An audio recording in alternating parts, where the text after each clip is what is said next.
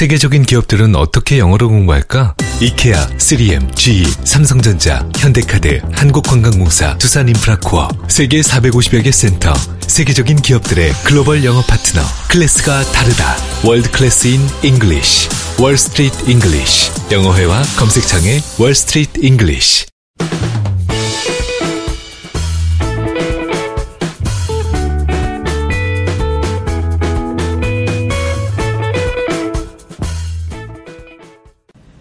김광수의 경제데이트 41회 2부를 시작합니다. 안녕하세요. 전 길경식입니다. 네, 김광수입니다.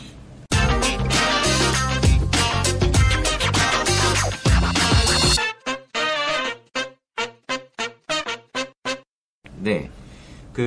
이번에 평창 올림픽에 미국에서는 펜스 부통령이 왔고, 네. 일본에서는 아베 총리가 왔고, 중국에서는 누가 왔는지 잘 모르겠어요. 네, 순위가 7순위인가 이런 좀 급이 낮은 사람이 와서 그것과 관련한 이야기들이 중국이 2022년 베이징 그 동계올림픽 때는 우리도 어디 체육부 장관이나 문광부 장관을 보내죠.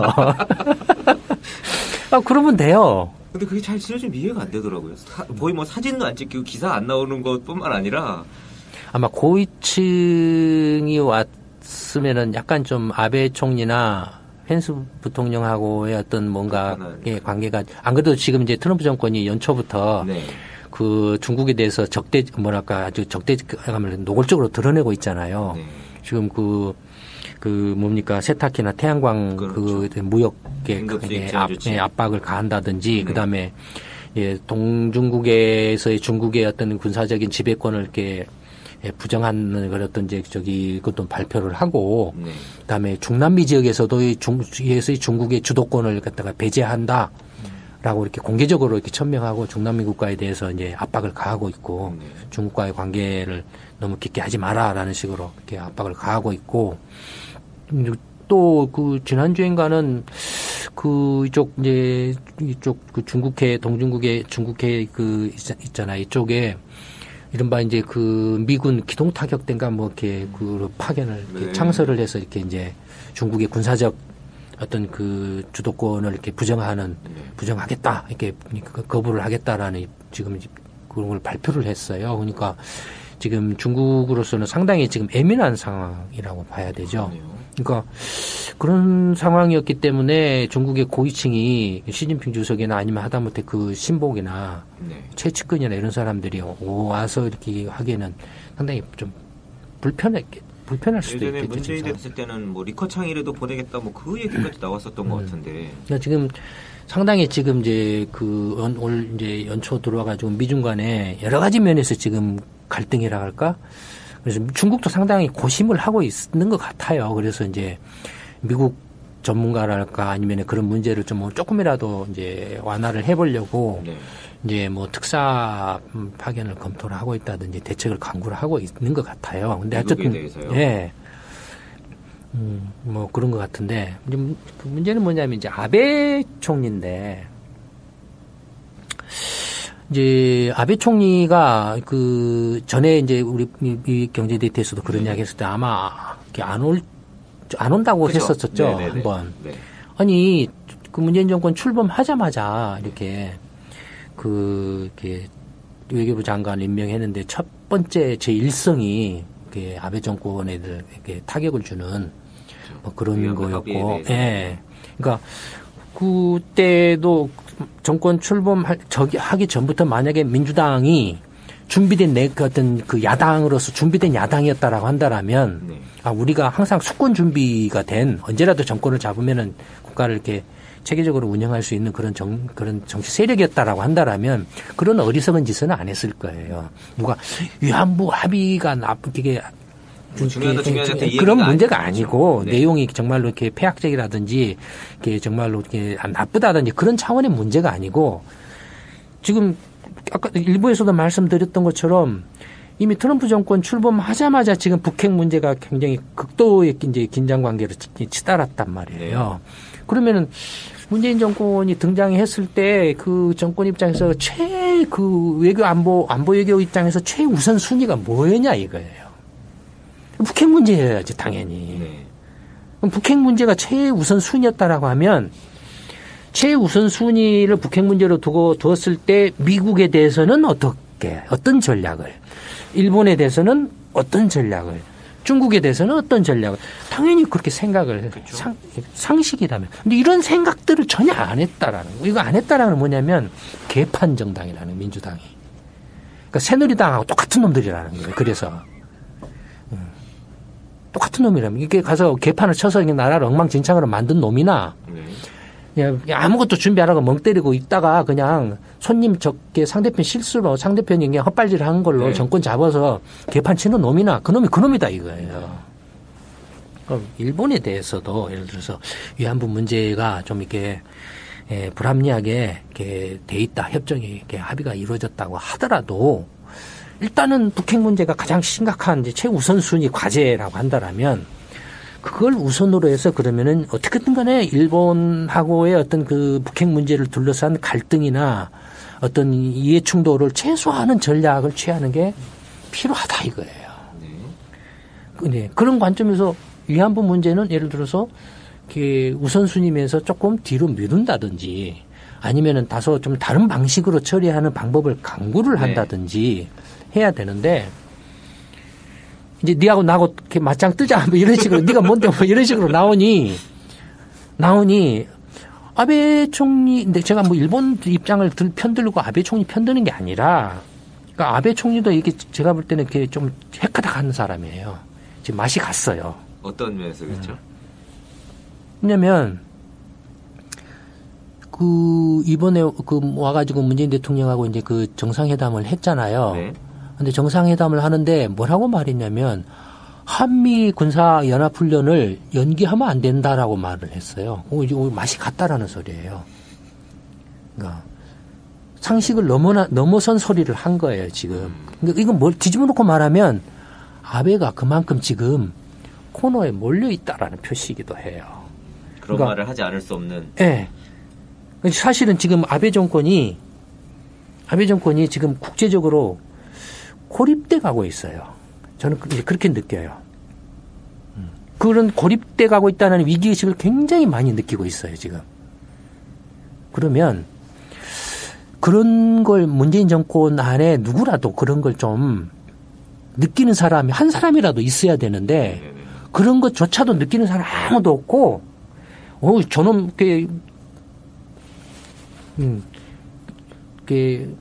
뭐죠? 네가 뭔데? 이제 옛날에 일본이었지 지금은 우리하고 거의 똑같아. 까불지 마. 뭐 이런 식이다 이거. 네. 이명박이나 박근혜 때나 그랬지 우리는 달라.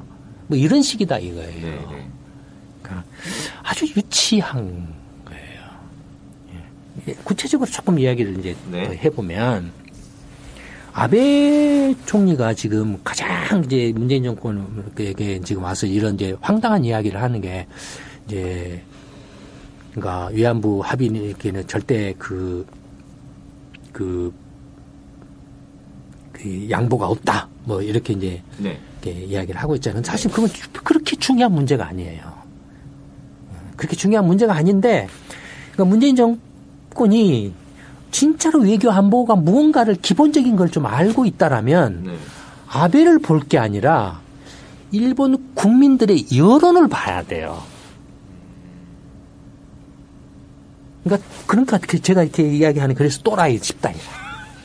미국 트럼프 정권도 중요하지만 미국 국민들의 여론을 봐야 돼요. 외교 안보 전략이라는 것이 옛날하고 달라가지고 옛날에는 그냥 트럼프 정권이나 아베 정권만을 이렇게 보면 됐지만 지금은 그렇지 않아요. 어느 정권이든 간에 그 나라의 국민들의 여론에 의해서 한 방에 날아가 버릴 수 있어요. 그렇죠. 그럼 다 여론에 전전긍긍해요. 네네네. 그러면 아베 총리 입장에서 이제 아까 고립감을 굉장히 강하게 느끼고 있다라고 했잖아요. 예. 첫째는, 그러니까 이제 고립감을 느끼는 게 지금 이제 무리수를 두는 걸로 나오고 있어요. 근데 결과적으로는 이게 문재인 정권한테 득이 되느냐, 한국한테 득이 되느냐 하면은 결과적으로는 지금 이제 펜스 꼬드겨 가지고 데리고 와서 미국 트럼프 정부 꼬드겨 가지고 데리고 와서 이제 이렇게 행패를 부리고 있다 이거예요. 행패를 부리고 그다음에 아까 그 MBC 네. 했었죠. 그 로비스트거든요. 일본 그런 로비스트는 돈 주고 많이 뿌려요, 미국에서. 네. 여론 조절이라니까. 그러니까 정권에 대해서도 이렇게 하지만 여론에 대해서도 굉장한 그 관심을 갖고 투자를 해요. 그러니까 그런 한국에는 그런 그 기본적인 상식적인 개념조차도 제대로 가지고 있는 사람이 없어요. 근데 이제 어쨌든 간에 아베 총리 입장을 한번 이야기를 해보면 어쨌든 이제 한 1, 2년 전에 그 위안부 문제가 나와서 이제 국제적으로 상당히 그 당시에는 여론이 안 좋았었죠. 그리고 독일 메르켈 총리도 와가지고 일본 왔을 때에도 뭐 대놓고 노골적으로 역사에 대해서 반성을 해라. 그러나 이제 이 위안부 문제는 사실은 어떤 문제냐면 양심의 문제고 도덕성의 문제고 역사 인식의 문제죠. 그러니까 결국에는 양심과 도덕성의 문제죠. 그러니까 그 이미지의 문제죠. 이미지의 문제죠. 당장에 지금 물론 그것이 이제 실리라든지 국익에 뭐 이렇게 영향을 미칠 수도 있지만 감정적인 문제이기도 해요. 그렇기 때문에. 그렇죠. 그래서 사실 그 당사자였던 그 할머니 분들도 계속 하는 얘기가 돈의 문제가 아니다. 근데 왜 자꾸 돈을 갖고 와가지고 이야기를 하냐라는 얘기 하신 게 아마 그런 맥락인 것 같아요. 그러니까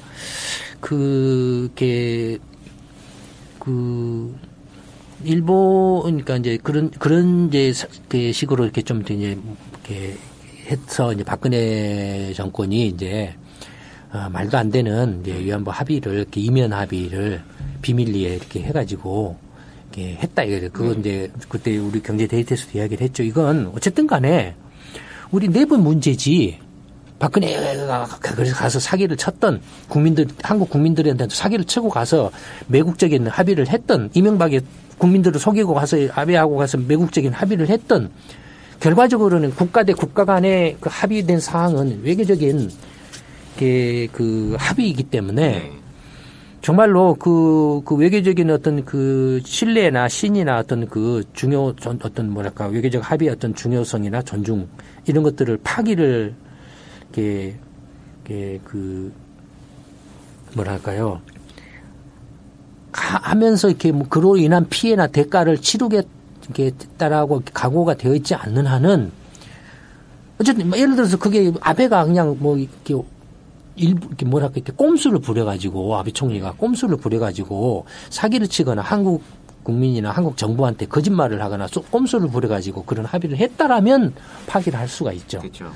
그러나 그게 아니고 이명박이나 박근혜 정권이 한국 국민들을 속이면서 가서 매국적인 합의를 한 거예요. 우리 내부의 문제라는 거죠, 사실은. 내부의 문제인데 그걸 이제 그러면은 어쨌든 우리 한국 입장에서는 한국 국민들 입장에서는 단죄를 해야 돼. 이명박이나 박근혜에 대해서 단죄를 해야 돼. 국민들을 속이고 기만한 것에 대해서. 첫 번째는 단죄를 해야 되고 두 번째 과제는 그러면은 한국한테 굉장히 그 양심과 어떤 도덕성의 문제, 역사 인식의 문제에 있어서 좀 양보하기가 힘들어.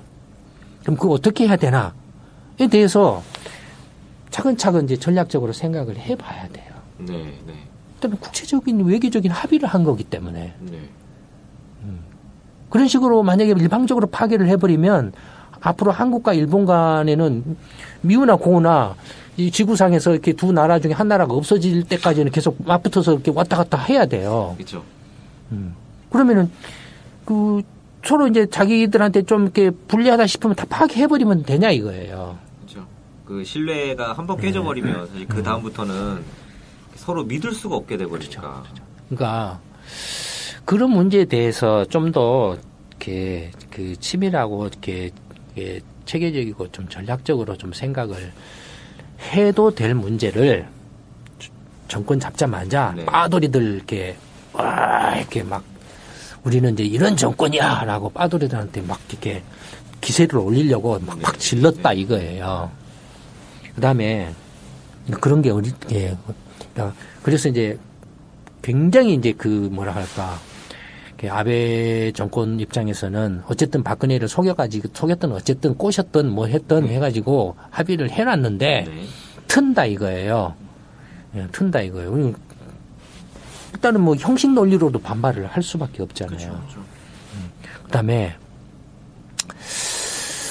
그 오바마 정부를 굉장히 싫어했어요. 아베 정부가. 네.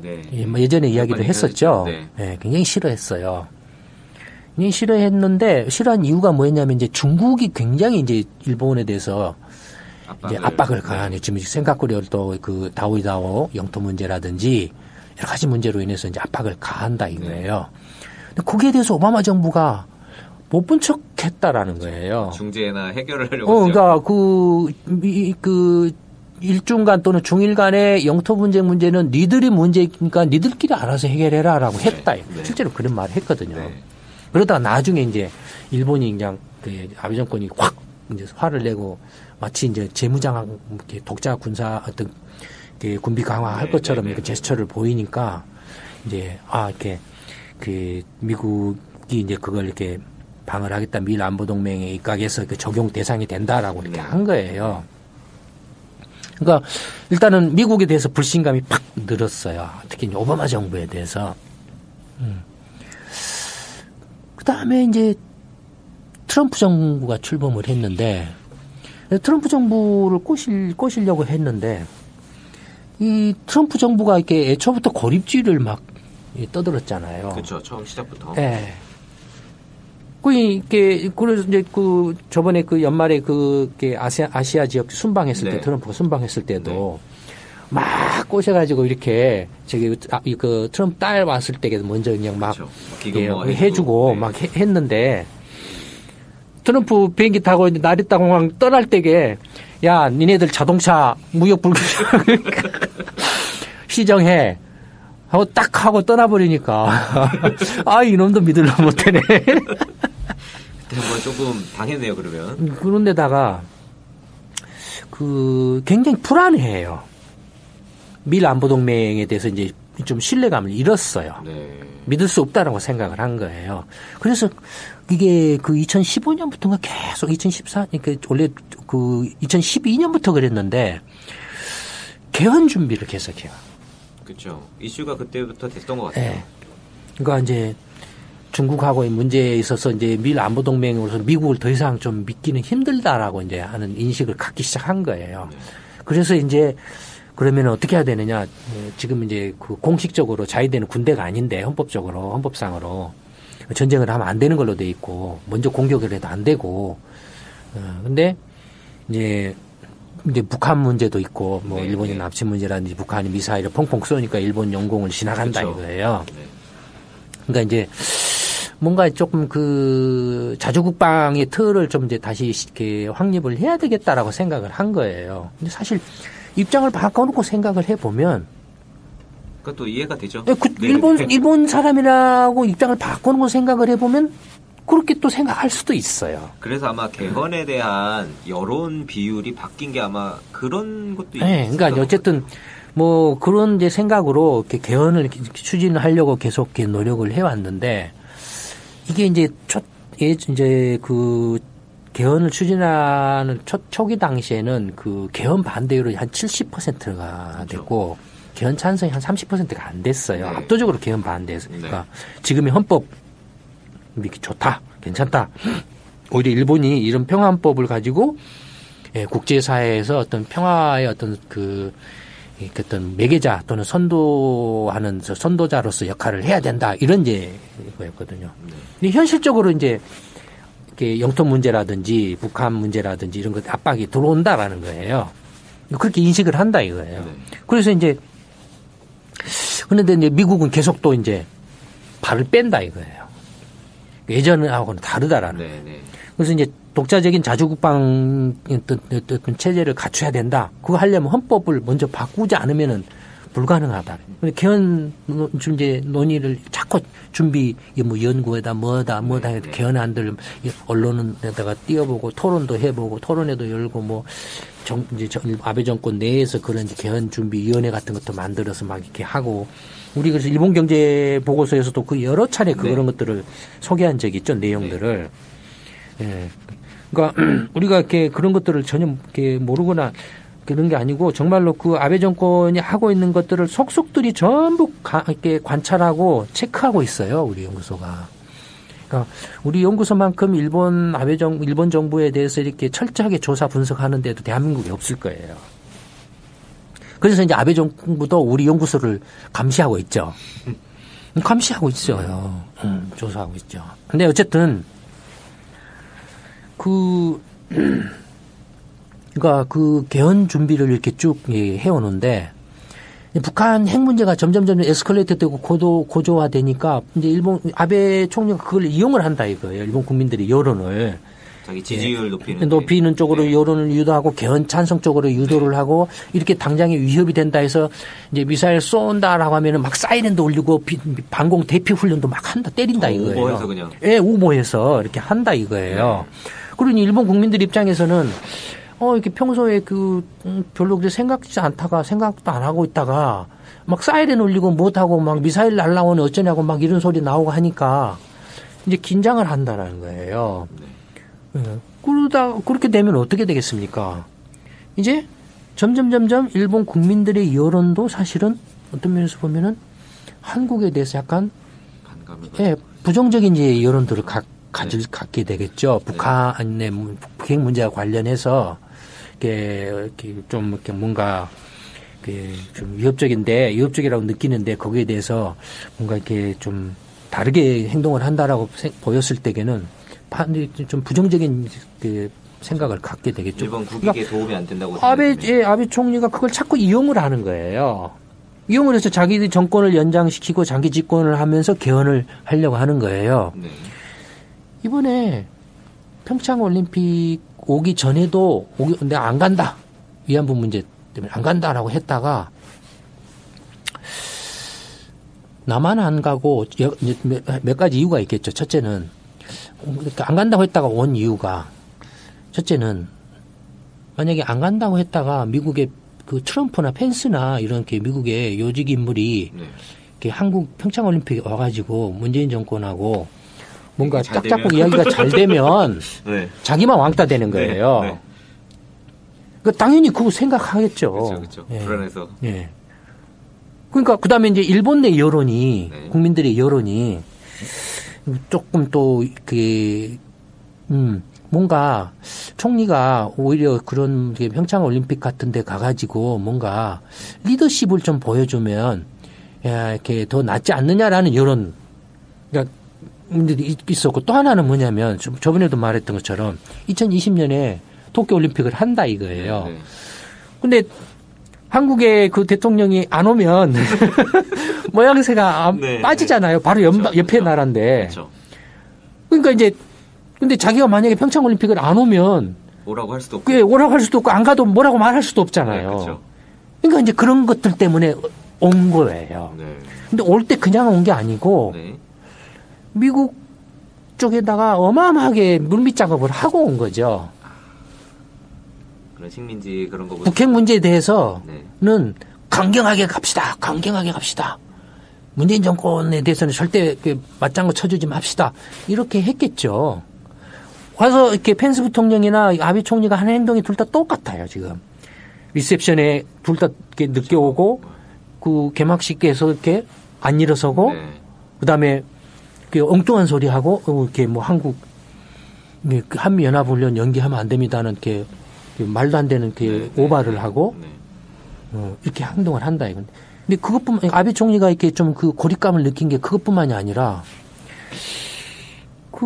이게 위안부 문제를 포함해서 이렇게 역사인식 문제나 이런 것들이 상당히 유럽 쪽에서 일본에 대한 이미지를 악화시켰어요. 악화시켰어요. 그래서 최근 작년 연말인가 뭘 했냐면, 그러니까 이제 중국하고도 각을 졌죠? 그렇죠. 영토 문제나 여러 가지 문제로. 미국은 이제 좀 뭔가 이렇게 고립주의다 뭐 해가지고 이렇게 좀 또 일본이 이제 더 이상 미일 안보 동맹에 좀 믿기가 힘들다라고 이렇게 생각을 하고 있죠. 유럽은 너무 멀어요. 먼데다가 이제 역사인식 문제라든지 기타 등등 여러 가지 문제로 이미지가 안 좋아졌어요.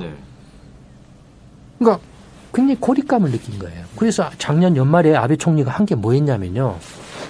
좀 생각하기에 따른 기상천외한 걸 했는데 뭐죠? 영국하고 군사 협력을 맺었어요. 영국하고요? 영국하고. 근데 영국 사람들이 일본을 엄청 좋아하더라고요. 근데 뭐 그런 것도 있지만 또 이제 머니까 이제 형식적인 거죠. 머니까. 머니까 형식적인 거고. 근데 그 또 이제 그 이른바 이제 대영 제국주의에 또 이렇게 환상이나 착각이 있죠. 예전에 또 그 1차 세계대전인가 할 때도 영국하고 일본이 동맹을 맺었었던 적이 있죠. 영일동맹인가 뭔가 이렇게 했던 적이 또 있죠. 근데 어쨌든 그런 작년 연말에 그런 수를 두었어요. 군사협력을. 그래서 서로 무기, 군함이나 전투기를 공동 개발을 한다든지 하는 그런 걸 했어요. 그러니까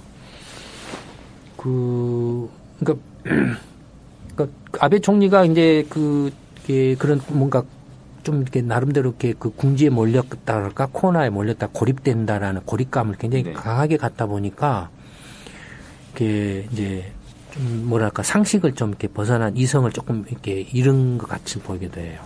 보통 때 같으면 그런 말 안 했을 거예요. 제가 볼 때는 와가지고 문재인 대통령하고 정상회담을 하는데 한미 군사 연합 훈련을 연기하면 안 된다.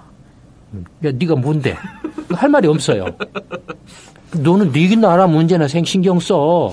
라고 해보면 할 말이 없어요. 그쵸, 그다음에 그쵸. 야, 저씨가 이거 내 주권 문제인데 네가 뭔데? 근데 이게 문제는 뭐냐면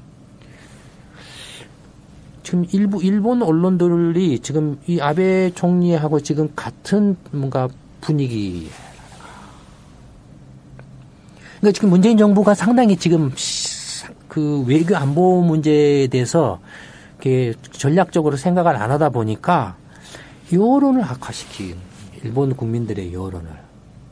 근데 사실은 그 현실을 보면 일본의 한 20대, 30대 세대만 해도 또 한국의 20대, 30대만 해도 우리 저 한 40대까지도 그럴 뭐 이렇게 중간 40대 한 중간 정도, 20대, 30대, 같으면 40대, 50대 이상은 그 역사적 감정이 굉장히 강한 세대예요. 특히 이제 60대 이상은 일본은 식민지 시대로 여전히 그런 눈으로 보고 한국을. 일본 사람들. 일본 사람들. 그 50대, 60대 이상 세대는. 그 다음에 한국 60대 이상은 식민지의 그 식민지인으로서 이렇게 또 인식을 하고 기가 이게 눌려 있고 죽어 있고.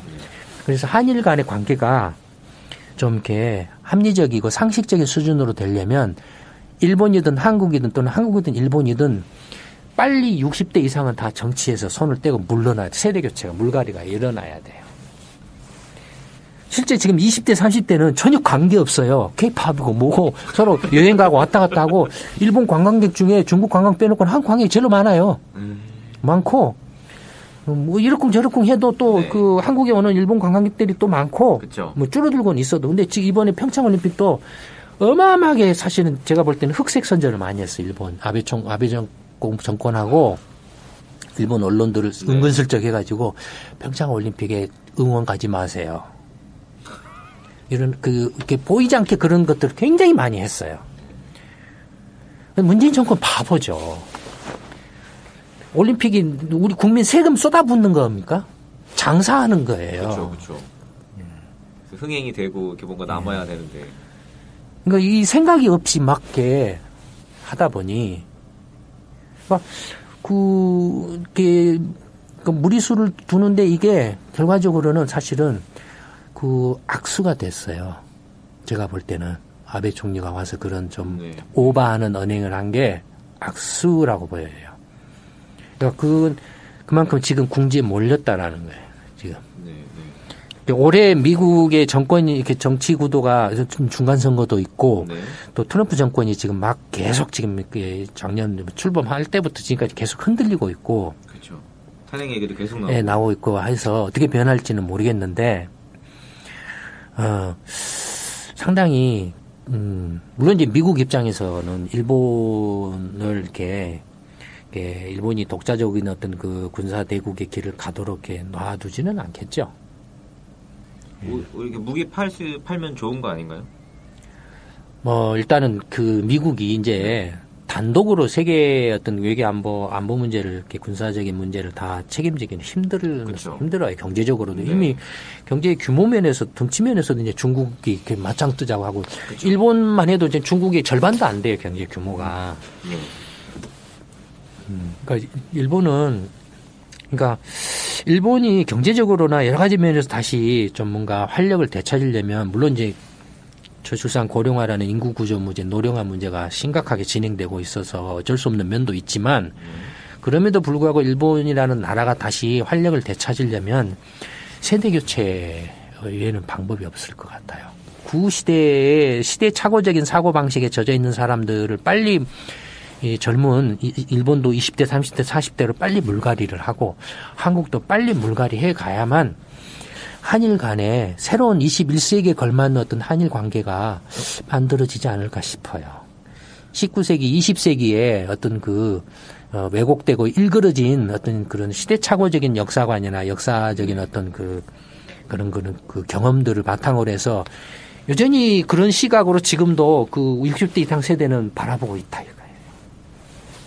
근데 이게 오늘도 기사를 봤더니 사토리 세대라는 이야기 있잖아요. 한국도 좀 비슷한데 아예 20대 또 30대 이런 젊은 층에서는 뭐 세상을 바꾼다거나 뭔가 큰 일에 대한 이런 그렇지 않아요. 아예 없다고. 아니야, 안 그래요. 그건 이제 그러니까 일본 사회가 지금 노인화돼 있어요. 전부가 거의 전 부분에 있어서.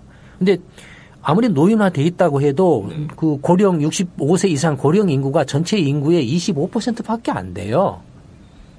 아무리 저출산으로 이렇게 젊은층 인구가 적다 그래도 20대, 30대, 40대가 전체 인구의 50% 이상이에요. 그러니까 이른바 이제 기득권화돼 있죠, 이 고령 세대들이 모든 분야에 있어서 다 쥐고 있고. 그래서 어떤 면에서 보면 젊은 세대들을 찾고 자기 기득권을 지키기 위해서 세뇌를 하고 있는 거죠. 일부러 이렇게 더 몰아가는 그런 것도 또 있을 수 있겠네요. 그것이 일본 사회가 지금 경제나 모든 면에 있어서 지금 정체하고 있는 제가 볼 때는 가장 큰 요인 중에 하나라고 생각이 돼요. 그러니까 활력이나 젊은 층으로부터 활력이나 혁신이나 변화, 개혁이 일어나지 않은. 근데 젊은 층, 그럼 그런 걸 원하지 않느냐? 아니에요. 원해요. 제가 볼 때는 굉장히 강렬하게 원해요. 원하고 있어요. 실제로 이렇게 엉터리 헛발질 했지만 일본 유신당이라는 하시모토라는 애도 30대 후반 40대 초반이잖아요. 그럼 나오는 거예요. 그러니까 그 세대들은 그런 하나의 보면 그 연령대를 대표하고 있는 거예요. 생각들을 그런 게. 그러니까 그런 아베 총리가 이제 그런 식으로 어떤 고립화되는 어떤 생각이 굉장히 강해서 이렇게 지금 이제 평창 와서도 이렇게 깽판 치고 자꾸 이제 위기의식을 그래서 북한하고 이야기하지 마, 대화하지 마. 네가 뭔데? 대화 안 하면 어떻게 할 건데? 그럼 니는 이렇게 북핵 문제를 해결할 수 있는 방법이 있어? 폐쇄야? 웃기는 소리 하고 있네. 근데 거기에 대해서 반론도 이렇게 이 반론을 제대로 못 해요. 왜냐하면 너 북한하고 대화를 안 하면 북핵 문제를 해결할 방법이 뭐가 있는데? 봐라. 이란 핵 문제를 어떻게 해결했냐 이거예요. 오바마 정부가 2009년, 2010년에 이란이 이제 핵 개발을 하니까 폭격을 하겠다고 아주 심각하게 전쟁 일촉즉발까지 갔다 이거예요. 갔는데 하면서도 한편으로는 대화 창구를 이렇게 만들려고 이렇게 했다. 그래서 유럽 연합하고 해서 일부가 이렇게 일부를 이렇게 해가지고 다리를 놨다 이거예요. 다리를 놔서 그래서 2012년에 2013년부터 이란하고 미국하고 그다음에 이른바 증인들이죠. 중재자 유럽연합 6개국인가가 공동 참여해서 이란 핵 폐기와 관련된 협상을 했다 이거예요. 물밑에서. 그래서 그 협상을 해가지고 2015년에 연말에 합의에 이르러서 2016년에 핵 폐기를 이렇게 완료를 하고 이란에 대한 경제 제재 1단계도 해제를 했다 이거예요. 그럼 북핵 문제에 대해서도 똑같은 방식으로 해야지 문제가 해결되지. 북한을 그러면 경제 제재한다라고 저게 제재가 되냐? 네가 그러면 중국에 대해서도 북한에 대해서 이렇게 완전히 봉쇄하라고 그래서 하냐? 미국이 지금 중국을 계속 쪼고는 있지만 중국도 그 마지노선은 넘지 않을 거다. 그건 내가 말 안 해도 네가 더 잘 알지 않냐. 그렇게 이야기하면 되는 거예요. 근데 그런 걸 이야기를 뭐 했는지 어쩐지 아마 이야기를 안 했기 때문에 이제 이런 둘 다 완전히 냉랭해가지고 말 몇 마디 하고 말도 안 되는 그 헛소리 하고 이렇게 서로 헤어진 그런 모습을 문재인 대통령이나 아베 총리나 그런 상황인 것 같아요. 근데 이제 결과 좀 이렇게 뭐 결론이라고 하긴 힘들지만 시간이 다 됐으니까 이제 정리를 하자면 문재인 정부나 아베 총리나 또는 한국이나 일본 입장에서 이런 모양은 결코 북핵 문제를 평화적이고 합리적이고 순리적으로 해결하는데 도움이 안 돼요. 양쪽 다 지금 서로 간에 대해서 감정적인 입장으로 대하고 있어요. 서로가 전략적이고 합리적이고 상식적인 선에서 무엇이 서로 간의 우선순위인가를 좀 더 냉정하게 생각을 해봐야 될 필요가 있어요. 그런 가운데 이왕이면 한국하고 일본이 서로 협력하고 어떻게 서로 윈윈할 수 있는 구도를 만들어가면 좋지. 굳이 지금 뭐 100년 전 또는 몇십 년 전에 70년 전에 그런 것들을 끄집어내가지고 지금 당장에 지금 절박한 문제를 제껴놓고 그것 가지고 감정 싸움을 한다라는 게 둘 다 어리석다 이거예요. 그러니까 그런 문제는 또 그런 문제대로 별도의 방식과 별도의 채널을 통해서 해결해 나가는 방법을 강구를 하면 되는 거예요. 근데 이게 그냥 막 뒤죽박죽 섞여 있어요, 지금. 섞여 있어요. 그러니까 문재인 정부가 이렇게 국제 외교, 안보 외교, 한반도를 북핵 문제라든지 한국이나 경제 문제라든지 마찬가지인데 어떻게 그 가닥을 풀어가야 될지를 이렇게 갈피를 못 잡고 심지어는 그 평창 올림픽 하기 직전에 무슨 청와대 경제보좌관인가 뭔가 하는 이상한 작자가 일본하고 이렇게 인터뷰를 한 기사가 얼핏 나왔는데 이게 뭐 그 청와대나 문재인 정부에서 그게 합의된 내용이 어쩐지도 모르는데 위안부 문제에 대해서 기존에 합의한 사항은 파기하지 않되 뭔가를 어떻게 할 거다라는 식으로 이렇게 경제보좌관이라는 자가 가서 이렇게 인터뷰를 했어요. 그러니까 도대체 문재인 정권은 경제보좌관이 뭐 외교 안보 이야기를 하는 건지 뭐 하는지 이거 가서 그런 이야기를 많이 해요. 그 머리 하얀 몰라 하여튼 뭔지는 모르겠는데 하여튼 그래요. 그러니까 그런 것들이 일본 쪽의 언론 쪽을 통해서 일본 국민들한테 잘못 전달된다 이거예요. 기대감을 갖게 한다. 니네들 딴 말 하는 거 아니야? 뭐 이런 식으로 이제 그 오해를 이렇게 한 입으로 두 말 한다 이렇게. 여하튼 그렇습니다. 이게 평창 올림픽 관련해서 북한이 어쨌든 화해 모드를 조성하는 것처럼 보여지는데 이게 미국이나 일본 입장에서 좋지 않을 수 있고 문재인 정부가 어떤 선택하느냐에 따라서 어쨌든 간에 지금은 이렇게 이왕 이제 오고 가고 이야기를 한 거니까 이제 북한을 와달라 하면 북한에 가는 거예요. 가서 이야기해서 서로 간에 이렇게 이야기를 하고 그다음에 이제 문재인 정부가 약간 뭐 어떤 입장에서 그런 이야기를 하고 던진 건지 모르지만 태도가 뭐냐면은 북한 이제 김정은 정권에서 문재인 정권에 전하는 메시지에 대해서는 일체 말이 없어요. 말이 없고 나는 몰라. 내가 미국하고 다리를 놔줄 테니까 북미 간에 서로 이야기를 해봐. 그러니까 왜 그렇게? 그러니까 미국에 대해서도 그런 투로 이야기를 하고 있는 것 같아요. 나는 여기 관여를 안 할게. 되도록이면 안 끼어들 거야. 내가 다리를 놔줄게. 북한한테 대해서 다리를 놔줄 수 있으면 최대한 다리를 놔줄게. 미국이 니네들이 직접 한번 이야기를 해봐. 이런 식의 이야기. 이게 이제 말하자면 이제 그 주도권이 없다라는 거죠. 그러니까 이게 이상해요. 이상한 데서는 주도권을 주장하고 말을 떠들고 진짜로 주도권을 이렇게 발휘해서 이렇게 해야 될 때서는 이렇게 겉으로 드러난 건 지금 그런 모습이에요. 그러니까 답답하죠. 이러다가 이제 서로 이제 그 감정선이 삐끗하고 끝나버리면 전쟁 나죠. 이 정도로 합시다. 오늘은 그 평창 올림픽을 계기로 해서 남북 간의 평화, 화해 모드가 이렇게 조성되는 부분과 관련해서 미국이나 일본, 중국과 관련한 이 구도 이야기를 했고, 아마 앞으로도 이 부분에 대해서 또 상황이 계속 바뀌고 여러 가지 이슈들이 나올 거니까 추후 이슈들이 나올 때마다 소식은 또 업데이트 하도록 하겠습니다. 김광수의 경제데이트 41회 2부는 여기서 마치도록 하겠습니다. 감사합니다. 네, 감사합니다.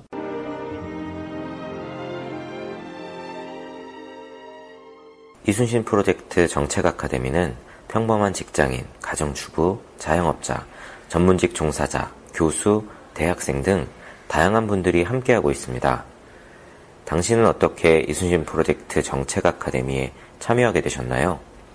사실 수료한 김남희입니다. 금융권에서 기자로 활동하고 있는데 금융위원회 금감원을 출입하고 있는데 무슨 문제가 터질 때마다 결국은 해결은 하지 못하고 보신주의로 마무리가 되더라고요. 금융사 사람들도 마찬가지고요. 무슨 새로운 것 그리고 변화를 할 수가 없는 구조라는 걸 알고 이 사람들과 같이 어울려서 제가 좀비가 되겠다는 생각이 들었어요. 그 자료를 찾다가 보니 이제 이 여기를 알게 됐고 같이 좀비가 될 바에 난 좀 더 깨어있는 사람이 되고 싶다 해서 이제 아카데미를 시작하게 됐고 마무리를 했습니다. 이제 조금 차별화된 컨텐츠와 그리고 기자로서 좀 시각을 갖고 우리가 바라는 세상이 될 수 있는 쪽으로 도움이 될 수 있는 쪽으로 컨텐츠를 더 많이 생산하겠습니다.